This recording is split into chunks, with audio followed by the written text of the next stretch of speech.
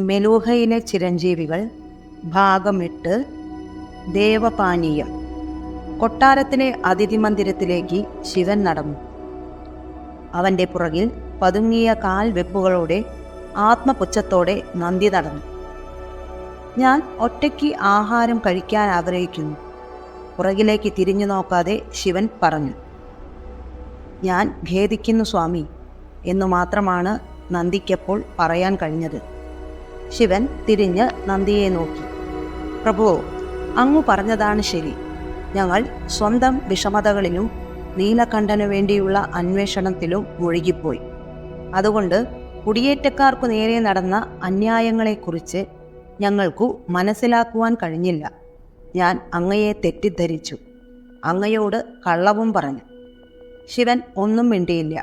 അവൻ നന്ദിയുടെ കണ്ണുകളിലേക്ക് തീക്ഷ്ണമായി നോക്കി.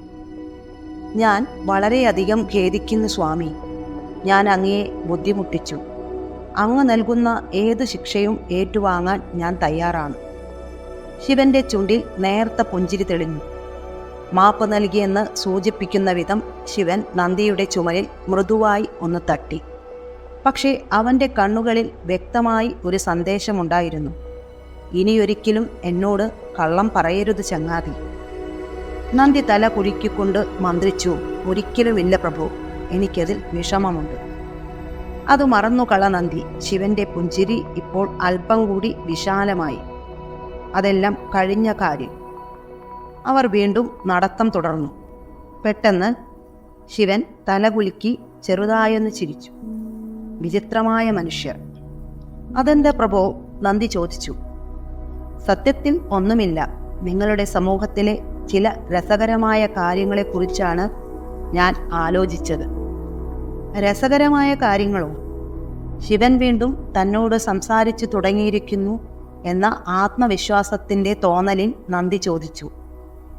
എൻ്റെ നീലക്കഴുത്തുകൊണ്ടു മാത്രം അസാധ്യമായ ചില ദൗത്യങ്ങൾ സഫലീകരിക്കാൻ സാധിക്കുമെന്ന് നിങ്ങളുടെ നാട്ടിലെ ചില ആളുകൾ കരുതുന്നുണ്ട്.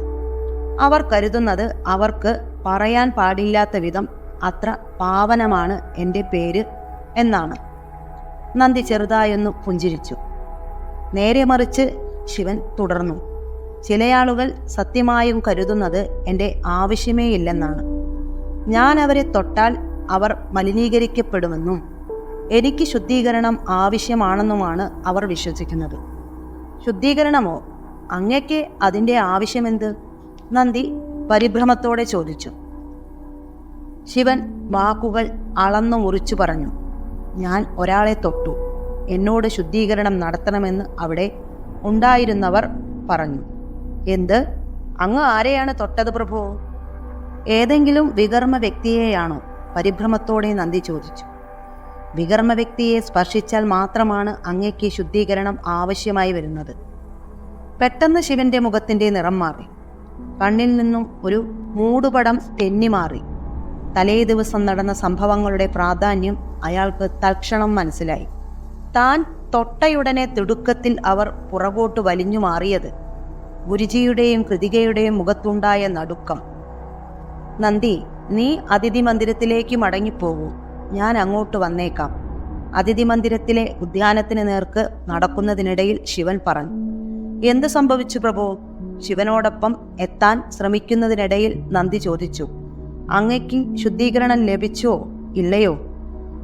നന്ദി, നീ അതിഥി മന്ദിരത്തിലേക്ക് ചെല്ല്. തിടുക്കത്തിൽ അവിടെ നിന്ന് നടന്നകന്നുകൊണ്ട് ശിവൻ പറഞ്ഞു.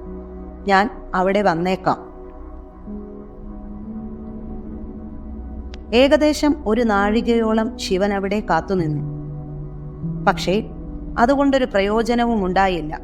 കാരണം സതി അവിടെ പ്രത്യക്ഷപ്പെട്ടില്ല എന്നതുതന്നെ. അവിടെ ഉണ്ടായിരുന്ന പീഠത്തിൽ ഇരുന്നുകൊണ്ട് ആ ഭയങ്കരമായ ചിന്ത തൻ്റെ മനസ്സിലേക്ക് കടന്നുവന്ന നിമിഷത്തെ അവൻ ശപിച്ചു. എൻ്റെ സ്പർശം മലിനീകരിക്കുന്നതായി സതി കാണുന്നുവെന്ന് എനിക്കെങ്ങനെ ആലോചിക്കാൻ പോലും കഴിയുന്നു? ഞാൻ എന്തൊരു വിഡ്ഢിയാണ്! ആ നിർണായകമായ സമാഗമത്തെ ഒരിക്കൽ കൂടി മനസ്സിലിട്ടുകൊണ്ട് അതിൻ്റെ ഓരോ ഭാവവും അവൻ വിശകലനം ചെയ്തു. അങ്ങയ്ക്ക് എന്തെങ്കിലും സംഭവിക്കുകയാണെങ്കിൽ എനിക്ക് ഒരിക്കലും സ്വയം മാപ്പ് കൊടുക്കാനാവില്ല. അവൾ എന്താണ് അതുകൊണ്ടുദ്ദേശിച്ചത്? അവൾക്കെന്നോട് എന്തെങ്കിലും തരത്തിലുള്ള അടുപ്പമുണ്ടോ? അതോ മറ്റൊരാളിൻ്റെ നിർഭാഗ്യത്തിന് നിമിത്തമാകേണ്ടി വന്ന സ്വന്തം അവസ്ഥ സഹിക്കാൻ കഴിയാത്ത ആഭിജാതയായ ഒരു സ്ത്രീയാണോ അവൾ? എന്തുകൊണ്ടാണ് താൻ അധമയാണെന്ന് അവൾ സ്വയം വിശ്വസിക്കുന്നത്? വികർമ്മ എന്ന ആ സങ്കല്പം പൂർണ്ണമായും നിന്ദ്യവും അപഹാസ്യവുമാണ്. അവളിനി വരാൻ പോകുന്നില്ലെന്നു മനസ്സിലാക്കി ശിവൻ എഴുന്നേറ്റു. അവൻ ആ ഇരിപ്പിടത്തിൽ ആഞ്ഞു തൊഴിച്ചപ്പോൾ തൻ്റെ സ്പർശനശേഷി നഷ്ടപ്പെട്ടിരുന്ന ഒരു വിരലിന് അത് തിരിച്ചു കിട്ടിയെന്ന് അവന് തോന്നി. ഉച്ചത്തിൽ ശാപവാക്കുകളും ഉരുവിട്ടുകൊണ്ട് അവൻ അതിഥി മന്ദിരത്തിലേക്ക് നടന്നു. നൃത്തവേദി കടന്നുപോരുമ്പോൾ അവിടെ തറയിലെന്തോ വീണു കിടക്കുന്നത് അവൻ കണ്ടു. അവൻ കുനിഞ്ഞ് അത് പെറുക്കിയെടുത്തു. അവളുടെ മുത്തുപതിച്ച കങ്കണമായിരുന്നു അത്. അവളുടെ വലതുകൈയിൽ അത് കിടക്കുന്നത് അവൻ കണ്ടിട്ടുണ്ട്. അതിൻ്റെ കൊളുത്ത് പൊട്ടിയതായി തോന്നിയില്ല. അത് അവളവിടെ സ്വമനസാലെ ഇട്ടേച്ചു പോയതാണോ? അവനത് മണത്തു നോക്കി. സന്ധ്യാനേരത്തെ സൂര്യചുംബനമേറ്റ പരിശുദ്ധ തടാകത്തിൻ്റെ ഗന്ധമായിരുന്നു അതിന്. അവനത് വളരെ മൃദുവായി ചുണ്ടിച്ചേർത്ത് ചുംബിച്ചു. പുഞ്ചിരിച്ചുകൊണ്ട് അവനാ കങ്കണം അവൻ്റെ അരയിൽ ബന്ധിച്ചിരുന്ന മടിശീലയിലേക്കിട്ടു. മന്ദരപർവ്വതത്തിൽ നിന്ന് മടങ്ങുമ്പോൾ അവൻ അവളെ കാണും. അവന് അവളെ കണ്ടേ തീരൂ. ആവശ്യമെങ്കിൽ ലോകത്തിൻ്റെ ഏതറ്റം വരെയും അവൻ അവളെ പിന്തുടർന്നു പോകും. അവളെ ലഭിക്കുന്നതിന് വേണ്ടി മാനവരാശിയോട് പൊരുതാൻ പോലും അവൻ ഒരുക്കമാണ്. അവളില്ലാതെ അവൻ്റെ ഇഹജീവിതയാത്ര അപൂർണം. അവൻ്റെ ഹൃദയത്തിന് അതറിയാം, ആത്മാവിന് അതറിയാം.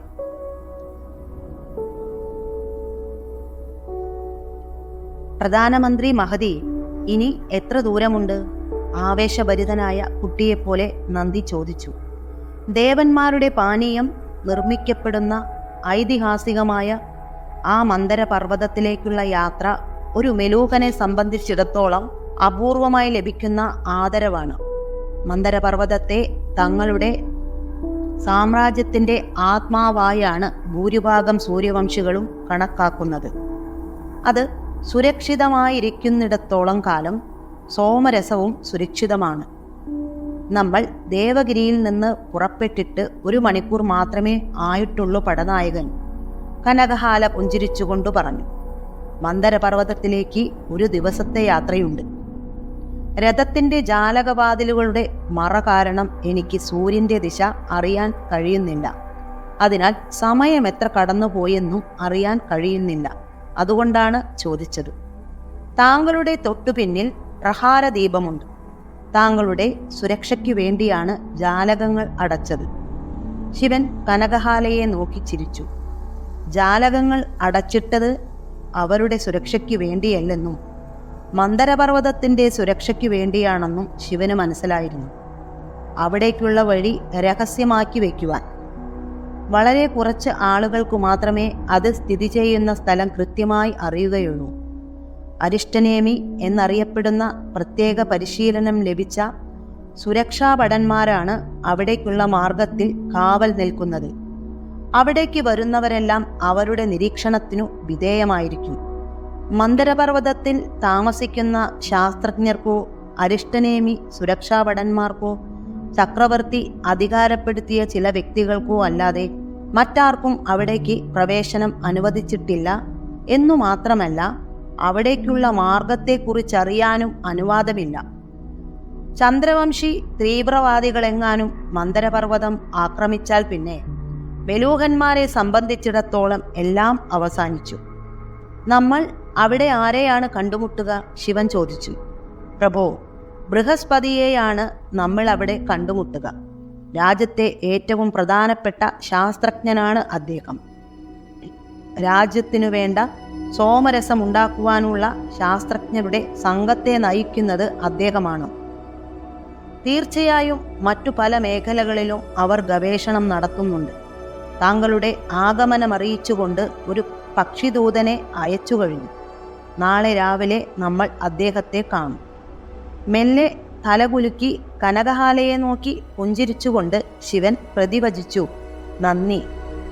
നന്ദി വീണ്ടും പ്രഹാരദീപത്തിൽ നോക്കിയപ്പോൾ ശിവൻ തൻ്റെ വായനയിലേക്ക് മടങ്ങി. നിരവധി സഹസ്രാബ്ദങ്ങൾക്ക് മുൻപ് നടന്ന ദേവാസുര യുദ്ധത്തെക്കുറിച്ചുള്ള രസകരമായ ഒരു കയ്യെഴുത്തു കൃതിയായിരുന്നു അത്. നന്മയും തിന്മയും തമ്മിലുള്ള നിതാന്തമായ പോരാട്ടം, ദേവാതിദേവനായ മഹാദേവന്റെ രുദ്രഭഗവാന്റെ സഹായത്തോടെ ദേവന്മാർ അസുരന്മാരെ നശിപ്പിച്ച ശേഷം ലോകത്തിൽ ധർമ്മം സ്ഥാപിച്ചു.